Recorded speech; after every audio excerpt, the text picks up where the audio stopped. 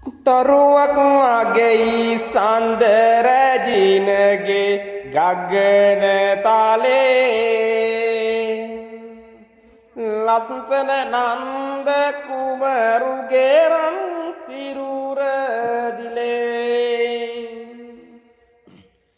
රජමාලිගාවක සැප සම්පත් පිරුණු යෞවනයේ කිය වයසෙහි පසු වන තුරුණු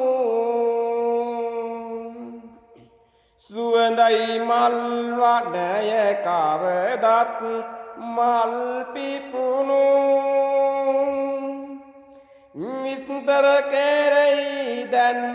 ඒ පිළිබඳ කරුණු